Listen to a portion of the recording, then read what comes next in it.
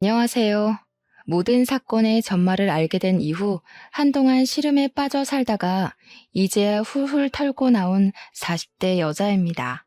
정말 이 사건을 어떻게 이야기를 해야 할지 막막합니다만 세상에 천벌받을 사람들이 많다는 걸 공론화시키고 싶어서 이렇게 글을 씁니다. 저희 아버지는 한평생 너무나도 선한 사람으로 살다가 억울하게 눈을 감으셨습니다.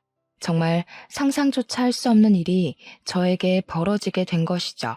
다시 생각해도 가슴 아프고 머리가 어질어질할 정도로 충격적인 일이지만 이야기를 풀어보도록 하겠습니다.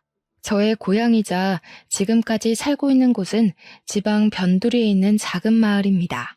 자세한 위치는 차마 적을 수 없는 점 양해 부탁드립니다. 워낙 시골 동네고 좁디 좁은 곳이라 소문이 빨리 도는 곳이거든요. 작은 마을의 특성상 읍내로 나가려면 차를 타고 15분 정도 가야 합니다. 우리 마을 안에도 필요한 가게는 몇 군데 있긴 하지만 생활권이 좋은 동네는 아니었어요. 그래도 한 동네에서 오래오래 대대손손 다들 얼굴을 보고 자란 사이라서 그런지 마을 사람들끼리의 단합도 좋고 사이도 좋았습니다. 서로 좋은 게 있으면 기쁨으로 나누고 아픈 게 있으면 슬픔으로 나누는 정감 있게 그렇게 사는 사람들이었습니다. 제가 대학을 다른 지방으로 진학을 하게 되면서 그 마을을 떠나게 되긴 했지만 우리 부모님 곁에는 좋은 친구들이 있었기에 마음 놓고 떠날 수 있었습니다. 특히 제가 마을에 살면서 제일 친하게 지내던 친구가 하나 있었는데 이름이 순이였습니다. 순이는 공부는 별로 못했지만 손이 진짜로 야무진 친구라서 이것저것 다재다능하게 잘하는 친구였어요. 거기다가 순이 씨 집 아저씨가 우리 엄마랑 초등학교 때부터 동창인 사이인지라 다른 집들보다 순이네 집과 함께 보낸 시간이 몇 배로 많았습니다. 부모들끼리도 숨기는 거 없이 친한 사이니까 당연히 자식들끼리도 친해진 거였죠. 저에게는 2살 터울의 남동생이 있었는데 제 남동생도 순이를 저보다 더 친누나처럼 따르고 지냈습니다. 제 말은 믿지 못해도 순이의 말이라면 껌뻑 죽는 신용까지 하는 사이였으니 얼마나 돈독한 사이였는지 상상이 가시죠? 순이네 아줌마는 마을에서 유일하게 세탁소를 운영하시던 분이었습니다. 사실 마을 사람들이 입는 옷이 다 고만고만해서 세탁을 맡길 일은 별로 없었는데 수선 솜씨가 정말 좋으셨어요. 다 해진 옷을 기워 새 옷처럼 만들어주시기도 했고 유행이 지난 옷을 리폼해서 다른 옷처럼 만들어주시기도 했습니다. 아줌마의 야무진 손을 순이가 그대로 물려받은 거였죠. 거기다가 순이네 아저씨는 동네 유일한 자동차 정비소를 운영하고 있었습니다. 변두리 마을이다 보니 마을 사람들 대부분이 농사를 지으면서 생계를 유지하고 있었거든요. 저희 집만 해도 과수원을 크게 운영하고 있었고요. 농기구 장비부터 시작해서 마을 필수품인 트럭까지 기계라면 못 고치는 게 없다고 하실 정도로 손이 빠르고 정확한 정비사였습니다. 과수원을 운영하던 저희 집은 순이네에게는 항상 무상으로 개일 과절들을 나눠주곤 했죠. 마을에서 가장 큰 땅을 가지고 있다고 소문이 난 우리 집인 만큼 농작물도 꽤 여러 종류를 재배했거든요. 어릴 때는 철마다 트럭을 타고 과일을 따러 다니는 게 재미있기도 했죠. 과일을 수확하는 철이면 순이도 순이네 아줌마 아저씨도 모두 우리를 도와주곤 했습니다. 그 좁은 시골 동네에서 타지로 대학을 가게 되면서 저는 마을과 조금 멀어지게 되었습니다. 다른 동네의 물을 먹게 되니까 그 시골 마을이 얼마나 좁디 좁았는지 실감이 나기도 했고요. 제가 마을을 떠나면서 순이에게 다른 동네에서 살아보고 싶지 않냐고 물어보니 순이는 그 마을에서 평생 살 거라고 했습니다. 대입에 실패하기도 했고 자기는 이 마을이 너무나도 평화롭고 좋다고 했어요. 아줌마의 세탁소 일을 도와주면서 그렇게 제 몫을 하고 지내다가 좋은 사람이랑 결혼해서 마을에 정착할 거라고 했습니다. 저는 그런 순이를 어린 마음에 비웃으면서도 그래도 우리 부모님 옆에 있으니 우리 부모님이 적적하진 않겠다고 생각했죠.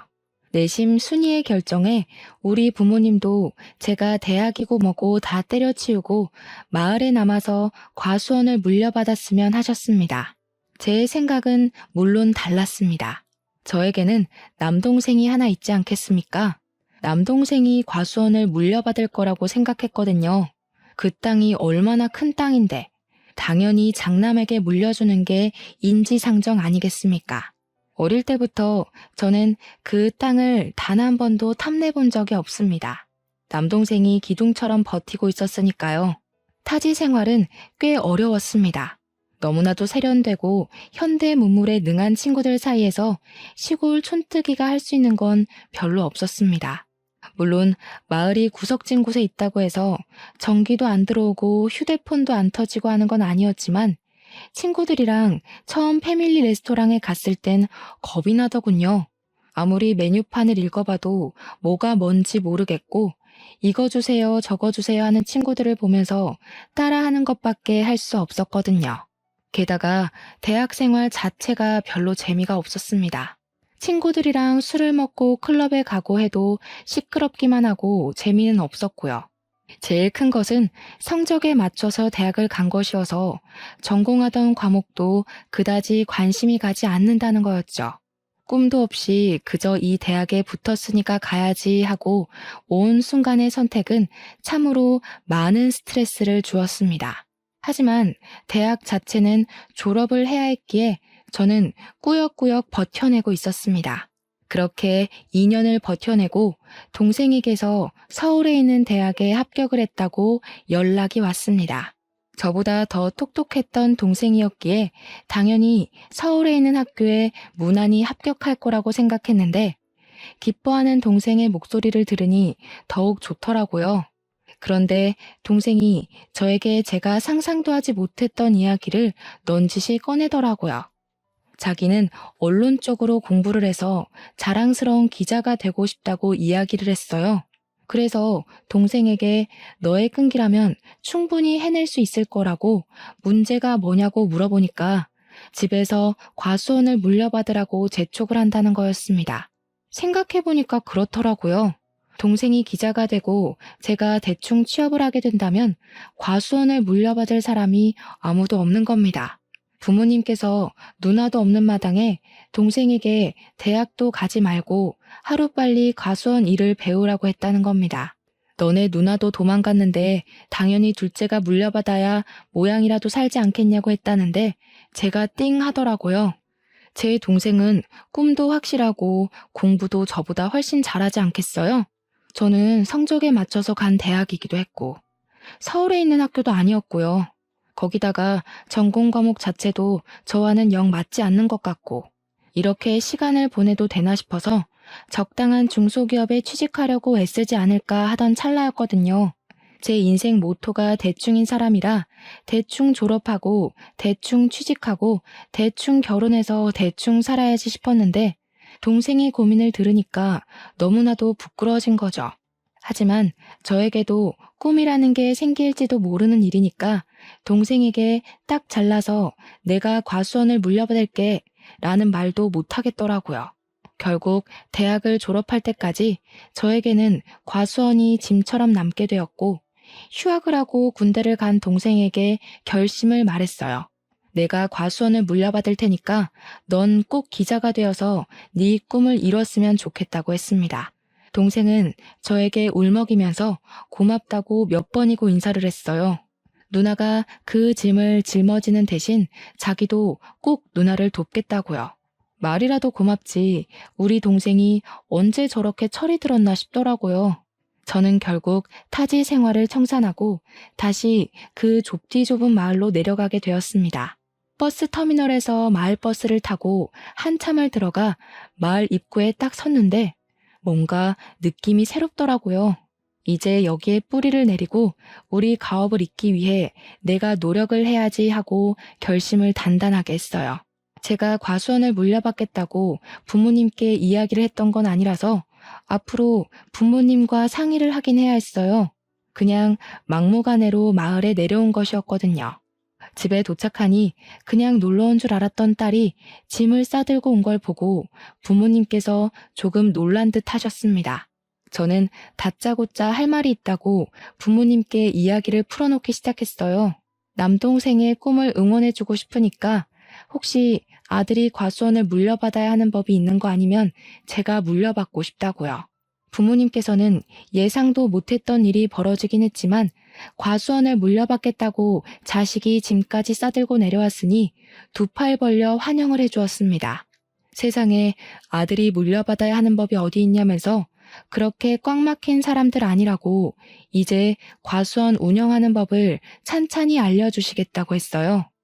저는 부모님 집에 정착을 하게 되었고 타지에 있던 짐들도 전부 부모님 댁으로 보냈습니다. 그렇게 1년을 넘게 과수원 일을 제대로 배우기 시작했습니다. 그냥 그동안 했던 것처럼 과일만 따고 선별만 하고 포장만 하면 끝나는 일인 줄 알았더니 내부에서 이뤄지는 사무일이 엄청나게 많더라고요. 거래처도 일일이 다 따지고 봐야 하고 외워야 하고 과일값 협상도 해야 하고 정말 할 일이 태산이라 이걸 어떻게 다 하지? 싶었습니다. 엄청나게 바쁘게 지낸 와중에도 순이랑은 꾸준히 만나고 연락을 하면서 지냈어요. 마을에 살던 젊은 또래 친구들은 죄다 타지로 떠나서 정착을 한 터라 저에게 남은 마을 친구는 오로지 순이밖에 없었습니다. 또 순이네 아저씨랑 우리 엄마랑 동창이라서 가족들끼리도 자주 보고 그랬다고 했잖아요. 순이뿐만 아니라 순이네 부모님과도 정말 많은 시간을 보내면서 많은 추억을 쌓았습니다. 군대를 제대하고 복학하기 전까지 대학에 복학하고 나서도 방학이면 틈틈이 내려오는 동생도 합세해서 추억을 쌓았죠. 동생이 내려오는 날이면 우리 집에서 작은 잔치가 열리기도 했습니다. 우리 동네가 배산임수로 유명한 동네이기도 했습니다. 변두리 산의 인근에 있는 마을이었는데 강이 굽이쳐 흐르는 곳이기도 했거든요. 공기도 좋고 물도 맑고 정말 요양하기 딱 좋은 그런 마을이라고나 할까요? 그래서인지 어릴 때 마을에 살던 분들도 나이 먹어서 다시 내려오고 하기도 했어요. 강에서 수영도 하고 산에서 솔방울도 줍고 했었는데 요 강이 또 낚시터로 상당히 유명한 장소였거든요. 저는 과수원 일을 하고 쉬는 날에는 낚시를 배워서 낚시를 다니기도 했습니다. 우리 아빠는 과일 따는 거 말고는 할 줄 아는 게 없어서 낚시 장인이라는 순이네 아저씨와 함께 낚시를 다니기 시작했어요. 손맛을 한번 보면 절대로 잊을 수 없다는 아저씨의 말처럼 저도 낚시에 요령이 생기니까 이게 너무나도 재미가 있더라고요.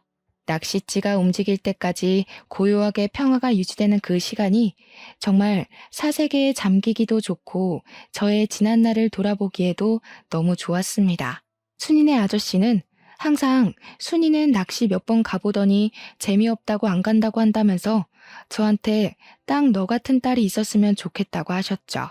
저도 물론 비슷한 감정이 들었습니다. 우리 아빠는 저와 다르게 술도 전혀 못 드시고 이런 취미도 없으셨거든요.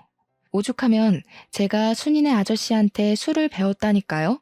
아저씨랑 술 한 잔 걸치면서 낚시도 하고 라면 끓여 먹는 게 그렇게 재미있을 수가 없었어요. 제가 과수원 일을 하면서 받은 스트레스를 순이네 아저씨와 취미생활을 도모하면서 풀었으니 대단히 친한 사이였죠.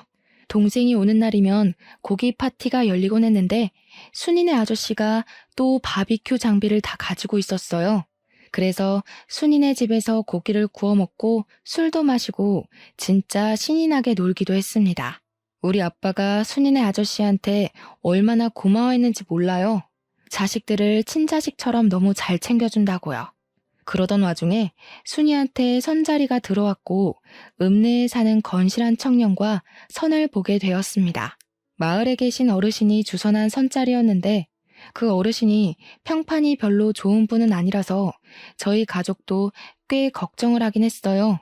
그런데 발그레해진 뺨을 하고 돌아온 순이는 그 남자가 너무나도 마음에 든다고 했습니다.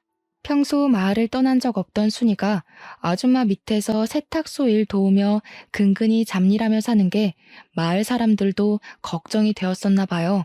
시집이라도 멀쩡하고 건실한 남자 붙잡아서 가는 게 좋은 거 아니겠냐고 주위에서도 잘 만났다고 칭찬을 해주었죠. 웬일로 그 괴팍한 노친네가 좋은 사람을 다 소개해줬냐고 잘 됐다고 한 소리씩 얹었어요. 상대방도 그렇고 순이도 그렇게 둘 다 첫눈에 뿅 간 건지 연애를 시작하더니 얼마 지나지 않아서 결혼까지 하겠다고 한 거죠. 우리 집 와서 연애하는 이야기를 해주는데 제가 너무너무 신기하더라고요. 어떻게 사람에게 첫눈에 반할 수 있지? 싶어서요. 저는 여태 그런 운명의 상대를 만나본 적도 없었고 첫사랑이라고 일컫는 그런 남자도 없었거든요. 혼자 짝사랑을 두어 번 해봤는데 상대가 저에게 관심 없는 걸 알자마자 자연스럽게 마음이 식더라고요. 아무튼 이런저런 이야기를 나누는데 우리 아빠가 옆에 슬쩍 오더니 우리 딸이 아무것도 모르는 철부지였구나 하시는 겁니다. 그러더니 첫사랑이란 게 무척 대단한 사랑이라고 하더라고요. 추억으로도 깊이 남는 거고 또 시간이 지나면 친구로도 남는 게 첫사랑이라고 하시는데 첫사랑이랑 무슨 친구를 하나 싶었죠. 세상에 그런 사람이 어디 있냐고 하니까 아빠가 껄껄 웃으면서 너네 엄마가 첫사랑이랑 친구하고 지내잖아 이러는 겁니다. 알고 보니까 순이네 아저씨가 우리 엄마의 첫사랑이라고 하더라고요. 제가 얼마나 놀랐는지 몰라요. 여기가 무슨 할리우드도 아니고 첫사랑이랑 같은 동네 살면서 허구한 날 자식들의 배우자까지 끼고 친구처럼 지낼 수 있나 싶었죠. 순이도 그 이야기는 처음 들었는지 무척 놀래더라고요. 아무튼 평생 마을을 떠나지 않을 거라고 이야기했던 순이가 결혼을 하고 읍내로 떠나게 되었습니다. 그게 제 나이 30살의 이야기네요. 제 동생은 착실하게 신문사에 취직해서 인턴을 하고 있었고 저는 과수원에 대해 대부분 모르는 게 없는 상태가 되었습니다. 순이는 시집가서 정말 행복하게 살고 있는 듯 했어요. 얼마나 마음이 행복했는지 모릅니다. 그러던 어느 날 늘 웃음꽃이 피어있던 순이의 얼굴에 그림자가 슬쩍 드리우기 시작했어요. 순이에게 무슨 일 있냐고 물어봤는데 아무 일도 없다고 하더라고요. 그래서 그냥 그런가 보다 했죠. 그렇게 속절없이 시간이 흐르고 구정이 되어서 순이가 친정집을 찾아왔는데 남편이랑 같이 오질 않았더라고요. 제가 슬쩍 남편은 어디 가고 순이 너만 왔어? 하고 물어보니까 남편이 일이 바빠서 같이 못 왔다고 하는데 표정이 좀 울상이더라고요. 표정이 영 안 좋으니까 친구로서 걱정도 되고 왜 그렇게 안색이 별로냐고 물어봤죠. 결혼한 지 1년밖에 지나지 않았는데 벌써부터 권태기가 찾아온 거야? 하면서 너스레를 떨었어요. 그랬더니 그냥 조용히 웃고 말더라고요. 그래서 혹시 너 임신해서 컨디션이 안 좋은 거 아니냐고 물어봤죠. 순이가 한숨을 푹 쉬면서 아니라고 임신을 해야 하는데 잘 안 돼서 스트레스라고 하더라고요. 시댁에서 손주를 빨리 낳으라고 닥달하는 듯 했어요. 참 대한민국의 꼬장꼬장한 시어머니들이란 위로는 해야겠다. 저도 잘 모르는 부분이니까 그냥 말로만 이야기를 해줄 수밖에 없었죠. 너무 스트레스 받으면 임신에 영향을 끼친다더라. 마음 편하게 먹고 기다리면 찾아오지 않겠냐? 이런 말들이요. 그렇게 몇 개월이 더 지난 어느 날 순이에게서 드디어 임신을 했다는 소식이 전해져 왔습니다. 순이네 부모님도 얼마나 신나하던지 막 먹을 거 바리바리 싸들고 입덧으로 고생한다는 딸 보러 읍내에 가더라고요. 몇 주가 흐르고 안정기가 찾아온 것 같다고 아이 성별이 딸이라는 소식을 들었어요. 그 전주까지 과수원 수학철이라 제가 무척이나 바빠서 순이를 보러 읍내에 한 번도 가지 못했었거든요. 이참에 아기 옷이나 한 벌 사서 순이한테 선물로 줘야겠다 싶었죠. 이왕이면 서프라이즈로 해주면 어떨까 싶기도 했어요. 순이는 일을 하지 않고 집에서 지내고 있다는 이야기를 들었거든요. 그래서 순이네 아저씨한테 순이네 읍내 집을 물어보고는 때마침 내려온 남동생과 함께 선물을 사들고 찾아갔습니다. 딸을 가졌다고 했으니 분홍색 네이도 사고 아가들이 쓰는 용품들도 사서 순이네 집 벨을 눌렀습니다. 분명 벨을 누르기 전에 안에서 사람 기척도 느껴졌고 순이 목소리도 흐릿하게 들린 것 같은데 벨을 누르자마자 조용해지는 거예요. 못 들었나 싶어서 현관문을 쿵쿵 두들기는데도 아무도 문을 열어주지 않더라고요.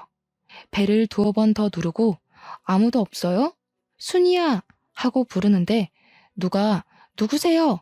하면서 화를 내면서 문을 벌컥 열더라고요. 순이 남편이었어요.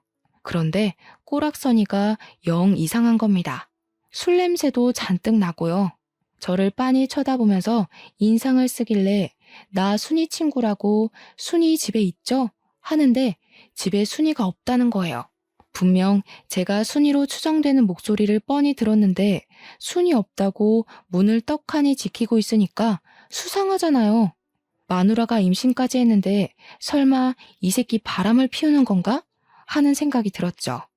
근데 현관 앞 신발장에 순이가 맨날 신는 신발이 떡하니 있더라고요.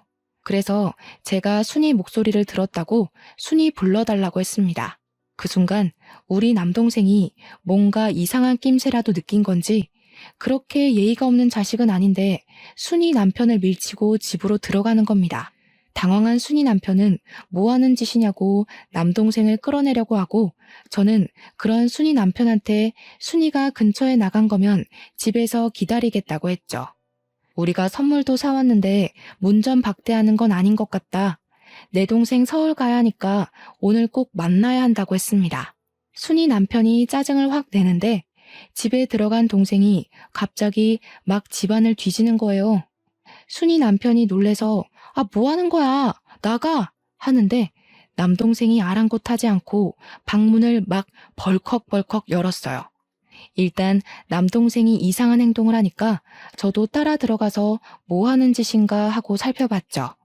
집이 큰 집도 아닌데 물건이 어찌나 너부러져 있는지 발에 막 채이더라고요. 순이 성격이 청소를 안 할 아이도 아닌데 하고 의심하고 있었습니다. 순간 남동생이 문 열어봐. 순이 누나 거기 있지? 이러는데 방문 하나가 잠겨 있는지 손잡이가 안 돌아가더라고요. 문 열어봐. 정순이 거기 있지? 이러는데 순이 남편이 너 뭐야? 뭐 하는 새끼야? 경찰 부를 거야? 난리가 난 겁니다. 순간 이거 보통 일이 아니다 하는 생각이 머릿속에 확 스쳐서 제가 순이가 있을 법한 방문에 대고 소리를 쳤어요. 순이야, 우리가 도와줄게 나와봐. 무슨 일인데 그래? 그 순간 순이가 문을 열고 나오는데 저랑 남동생은 까무러치는 줄 알았습니다. 순이가 코피를 줄줄 쏟아내는 채로 머리까지 잔뜩 헝클어진 상태로 울면서 나오더라고요.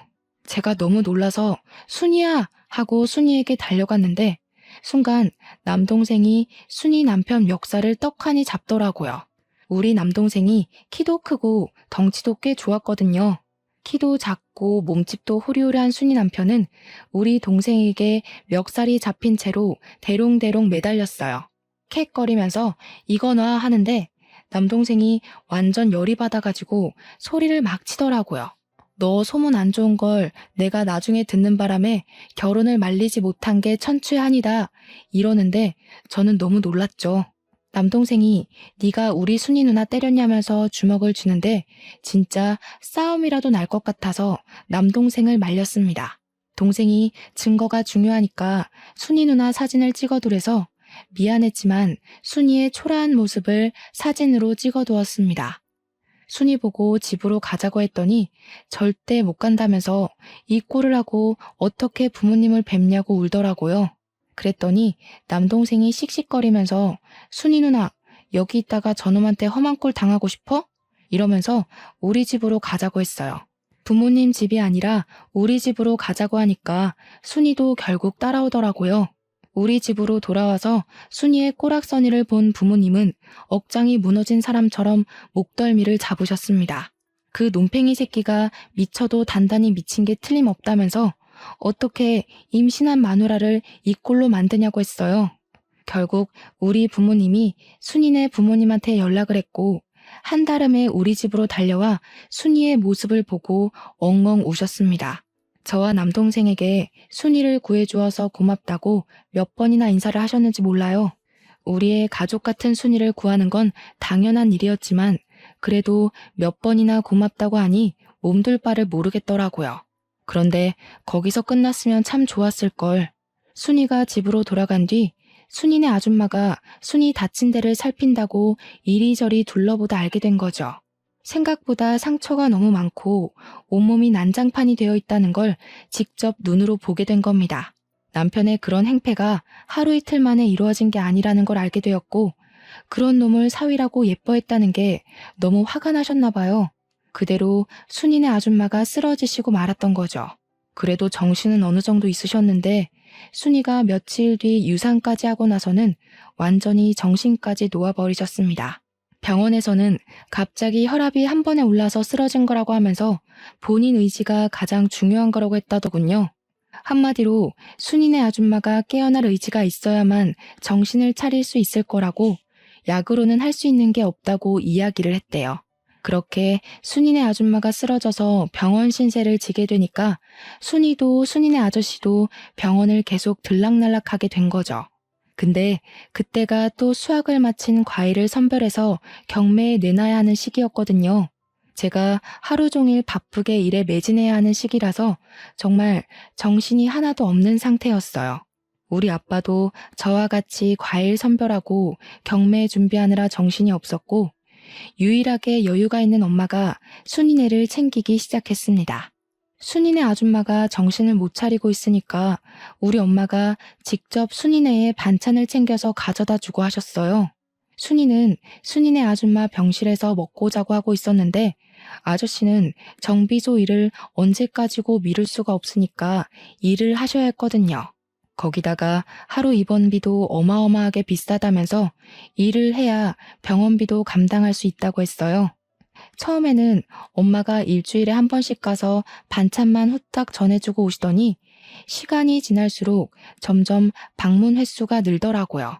오죽하면 아빠가 뭘 그렇게 열심히 챙기냐고 첫사랑은 이길 수 없는 거냐며 농담을 던지시기도 했습니다.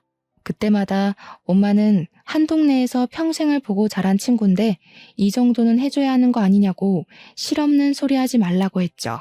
일주일에 한 번씩 반찬만 주고 오던 게 어느 날부터는 청소도 해주고 살림도 봐주시더라고요. 남자 혼자 살아본 적 없는 티를 팍팍 낸다고, 저러다가 홀압이 되면 어쩌려고 저러는지 모르겠다고 하시면서요. 나중에는 우리 집에 있는 시간보다 순이네 가 있는 시간이 더 많은 듯 했습니다. 문제는 더 있었어요. 순이 남편이 순이를 병원까지 찾아와서 난동을 부리게 된 겁니다. 결국 병원에서 폐악질을 하다 경찰까지 출동을 했고, 순이가 급하게 경찰서에 조사를 받으러 가게 된 것이었어요. 순이네 아저씨는 정비를 하느라 움직일 수가 없었고, 순이네 아줌마 병실을 지킬 사람이 필요해진 거죠. 몇 시간만 돌보면 되는 거라 간병인을 하루치 급하게 구할 수도 없는 상황이어서 아빠가 엄마 보고 좀 다녀오라고 했죠. 이웃 간의 정이 얼마나 깊은 건지 아냐고 누누이 말했던 우리 엄마가 순이네 아줌마 병실에 가라고 했더니 버럭 하시더라고요. 내가 거길 왜 가? 원래 순이 엄마랑은 친하지도 않았어. 이러면서 저보고 가라는 겁니다. 경매 준비로 잠잘 시간이 모자랄 정도인데 거기다가 순이네 집에 그렇게 허구한 날 가놓고는 순이네 아줌마랑 안 친하다는 건 뭔지. 아무튼 순이가 금방 병실로 돌아갈 수 있어서 다행이었지, 아니었으면 면도 못 세울 뻔했습니다. 그리고 얼마 안 있어서 결국 순이네 아줌마는 영영 하늘나라로 떠나고 말았어요. 장례를 치르는데 우리 아빠도 그간 나눈 정이 있어서 그런지 막 엉엉 우시더라고요. 순이네 아저씨도 같이 엉엉 울면서 두 분이 세상 떠나가라 슬퍼하셨어요. 그런데 우리 엄마가 그걸 상당히 꼬락선이 난 눈빛으로 바라보시는 겁니다. 우리 아빠가 우는 게 고가웠는지 갈 사람 간 걸 가지고 되게 운다고 핀잔 섞인 말을 뱉더라고요. 저는 순간 우리 엄마가 무슨 사이코패스라도 된 줄 알았습니다. 어떻게 장례식장에서 그런 이야기를 할 수가 있나요? 물론 조용히 말해서 저 말 슬쩍 듣긴 했는데 죽은 사람 영정 앞에서 할 이야기가 있고 못할 말이 있지 너무 어이가 없더라고요. 그 와중에도 순이네 아저씨랑 아빠랑 술에 취해서 바닥에서 자고 있으니까 담요는 또 덮어주더라고요. 우리 엄마가 갱년기라 예민한가 싶었죠. 제가 보기엔 순이 아줌마랑도 꽤 친해 보였었는데 갑자기 저러니까요. 장례가 다 끝나고 나서부터 우리 엄마는 대놓고 순이네 아저씨를 더 챙기기 시작했습니다. 우리 아빠가 오죽하면 엄마한테 마더 테레사라고 별명을 지어주기도 했다니까요. 우리 아빠가 허락한 일이고 자주 챙겨야 덜 외롭지 않겠냐고 하신 터라 그러려니 하긴 했지만 솔직히 남복이 좀 무섭더라고요. 혹여라도 이상한 소문이라도 나는 건 아닌가 걱정이 되기도 했어요. 그래도 한 이웃으로 살았던 정이 있으니까 저도 모른 척하기도 좀 그렇고 복잡한 감정이 들었죠. 순이도 결국 남편과 이혼을 하고 아이의 집으로 돌아와서 순이네 아줌마가 운영하던 세탁소를 물려받아서 일을 시작했어요. 근데 이상하죠? 순이가 돌아왔으니까 더 이상 우리 엄마가 순이네 아저씨를 챙길 이유가 없는 거나 마찬가지 아니겠어요? 발길이 조금 뜸해지긴 했지만 그래도 일주일에 한 번씩 반찬을 주러 가더라고요. 순이도 손재주가 워낙 좋은 아이라 반찬 같은 걸 다 할 줄 알 텐데 엄마가 왜 저렇게까지 챙기나 싶었습니다. 동생이 내려오면 순이네 집에서 바비큐를 하고 잔치도 열고 하긴 했지만 그래도 우리 가족끼리 보내는 시간이 꼭 있었거든요. 그런데 우리 동생이 정식 기자가 되어서 진짜 몇 개월에 한 번 내려올까 말까 하는데도 꼭 순이네랑 같이 모여야 한다는 겁니다. 그 순간 그런 직감이 드는 겁니다. 우리 엄마가 설마 순이랑 동생을 이어주려고 저러는 건가 하는 생각이요. 젊은 남녀니까 충분히 정분이 생기고도 남을 수 있지 않겠어요? 순이가 이혼하기 전에 찾아갔을 때 동생이 예민하게 행동한 부분도 있었고요. 순간 나만 모르게 가족들끼리 이미 다 행동에 옮기고 있었나 싶었습니다. 근데 제 걱정과 달리 엄마가 동생 붙잡고 이야기를 하는 걸 들었습니다. 절대 순이한테 마음 주지 말라고 유산도 했고 이혼도 했는데 죽어도 저런 며느리 못 본다고요. 동생도 말도 안 되는 소리 하지 말라고 만나는 여자친구 있다면서 걱정 말라고 했죠. 엄마가 너무 오버를 하니까 또 이상한 거예요. 순이네 아저씨는 그리 챙기면서 순이한테는 왜 그러나 진짜 이해가 안 갔습니다. 그 즈음부터 해서 엄마가 자꾸 과수한 일은 나 몰라라 하고 읍내에 놀러 다니기 시작했습니다. 읍내에 모임이 있다면서 나가 놀고 친척들 만난다고 다른 지방에 놀러 간다 그러고요. 우리 엄마가 살면서 그렇게 밖으로 싸돌아다니는 걸 본 적이 없어서 좀 의아하긴 했어요. 그런데 아빠가 딱 그런 이야기를 하시더라고요. 순이네 아줌마가 그렇게 허망하게 가고 나서 언제 죽을지 모른다는 공포에 물든 것 같다고요. 하고 싶은 거 하게 내버려 두는 게 지금으로서는 최선인 것 같다고 하는데 아빠의 표정이 참으로 씁쓸해 보였습니다. 저는 별다른 말 없이 아빠의 결정을 존중해 주기로 했어요. 엄마와 평생 산 건 아빠니까 제가 가타부타 말을 얻는 게 부부간의 신뢰를 깨는 것 같다는 생각이 들어서였죠. 그렇게 몇 개월이 지나고 우리 남동생이 결혼하고 싶은 여자가 있다면서 같은 회사에서 재직 중인 여자를 데리고 마을을 왔어요. 그전부터 만나는 사람이 있다고 우는 띄어났던 터라 드디어 우리 남동생이 장가를 가는구나 싶었죠. 집에 인사를 시키는데 옳게 될 사람이 너무 참하고 예쁜데 똑똑하기까지 하더라고요. 저도 그쯤 거래처 직원인 남자와 썸을 타고 있던 시기였어요. 우리 아빠는 저에게 넌지시 남동생이 널 제치고 먼저 장가를 들어도 괜찮겠냐 하는데 무슨 문제가 있겠습니까? 아무 문제도 없다고 했죠. 남동생이 축복 속에 결혼을 하고 서울에 완전히 정착을 하게 되었습니다. 저도 동생이 결혼하고 1년 뒤에 만나던 남자와 결혼을 하게 되었고요. 거래처 직원이었지만 과수원 일도 빠삭하고 사람이 건실하고 괜찮더라고요. 나중을 생각하면 과수원을 같이 운영해 줄 수 있는 든든한 사람 같아서 평생을 함께하기로 약속했습니다. 제가 결혼할 때 우리 아빠가 과수원과 관련된 모든 재산을 저의 명의로 넘겨주었습니다.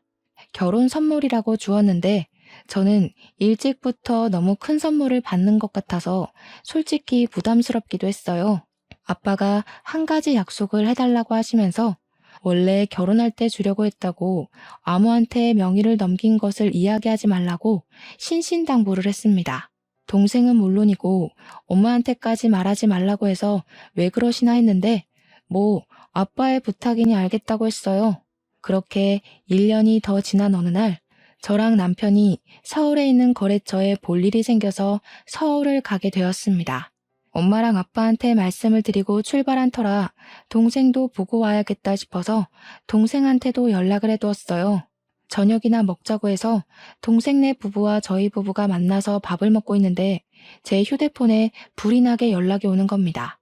엄마한테 막 황급히 연락이 오길래 무슨 일이냐고 물어보니까 아빠가 사고를 당했다는 거예요. 그게 무슨 소리야 하는데 엄마가 얼이 완전히 나간 건지 덜덜 떨리는 목소리로 아빠가 사고를 당했다고 당장 내려와 하더라고요. 놀래서 남동생네 부부랑 정신없이 차를 타고 읍내에 있는 병원으로 내려왔죠. 엄마는 덜덜 떨면서 울고 있고 옆에서 순이네 아저씨가 한숨만 푹푹 내쉬면서 우리를 보고는 왔어 하시더라고요. 하필이면 오늘 자식들도 없고 적적한 와중에 엄마가 아빠한테 순이네 집으로 반찬을 가져다 주라고 심부름을 시켰대요. 간 김에 엄마가 순이한테 부탁한 세탁물도 받아오라고 해서 아빠가 트럭을 끌고 나갔는데 오던 도중에 논두렁길에서 사고가 났대요. 아직 현장을 감식하고 있는 중인데 바퀴가 논두렁길 바깥쪽으로 빠지면서 차량 전복 사고가 일어났고 안전벨트를 매지 않아서 그만 아버지께서 전복된 차량에 흉곽이 심하게 눌렸고 숨을 쉬지 못하고 허망하게 눈을 감으셨다는 겁니다. 근데 너무 어이가 없는 거예요. 그 논두렁길 저도 잘 알고 있고 남편도 잘 알고 제 동생도 잘 아는 길이거든요. 결코 좁지 않은 길이고 트럭 한 대쯤은 널찍하게 지나가고도 남는 길이란 말이죠.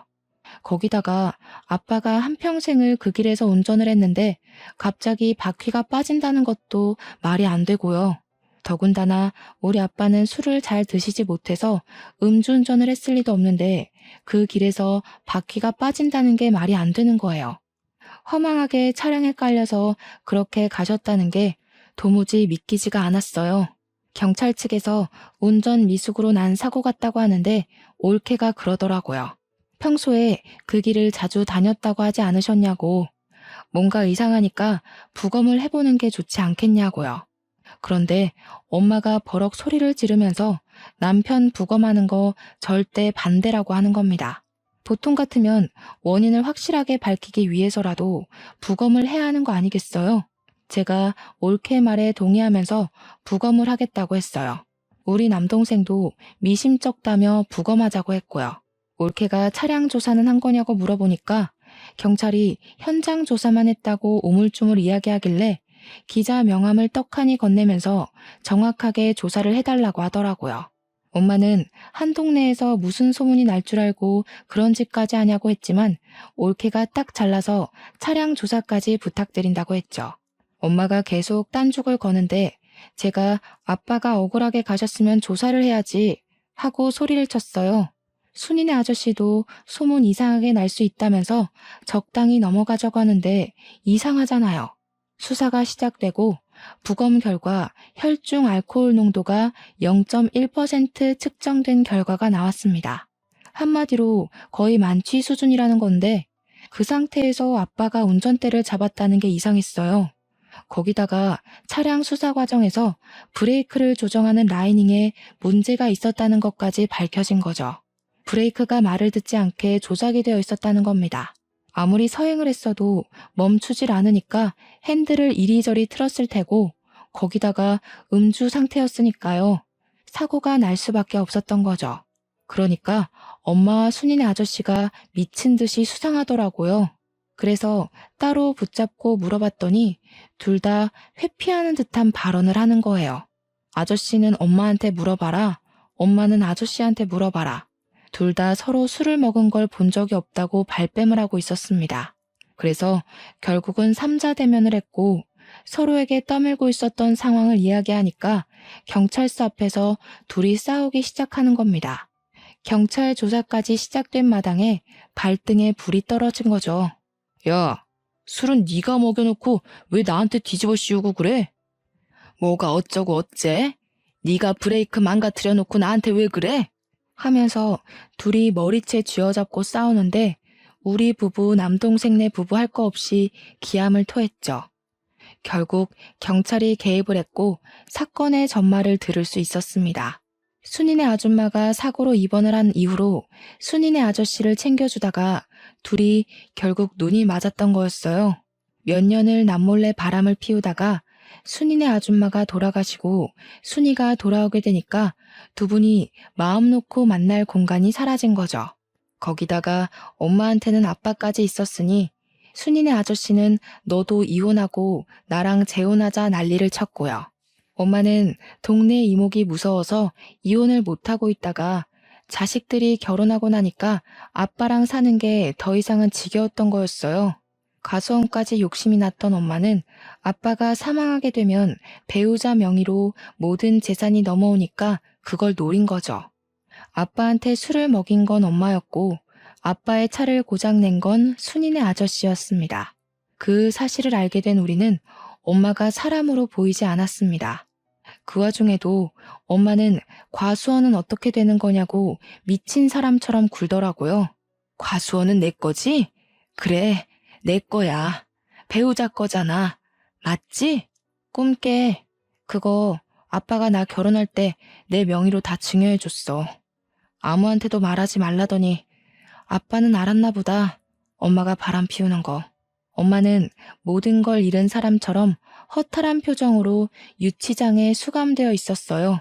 순이네 아저씨도 머리를 쥐어뜯으면서 고개를 푹 숙이고 유치장 구석에 앉아 있더라고요. 결국 둘 다 살인죄가 적용되어 재판을 받게 되었고 공범임이 인정되어 엄마는 징역 35년, 아저씨는 무기징역을 받게 되었습니다. 모든 사실을 알게 된 순이는 그대로 잠적을 했고 어디서 뭘 하고 사는지 지금까지도 모르고 지내고 있습니다. 결국 저는 부모님과 함께한 추억이 담긴 집이 지긋지긋해서 처분을 하고 읍내에 있는 아파트로 이사를 갔습니다. 일이 어떻게 되었든 과수원은 운영을 해야 했으니까요. 우려했던 대로 동네에 흉흉한 소문이 싹 돌았지만 다들 저를 불쌍하게나 생각하지 손가락질하진 않더라고요. 저는 남편을 의지하며 여전히 과수원을 운영하면서 살고 있습니다. 동생도 저도 아직까지 엄마의 면회는 가본 적이 없어요. 아마 앞으로도 갈 일은 없을 것 같습니다.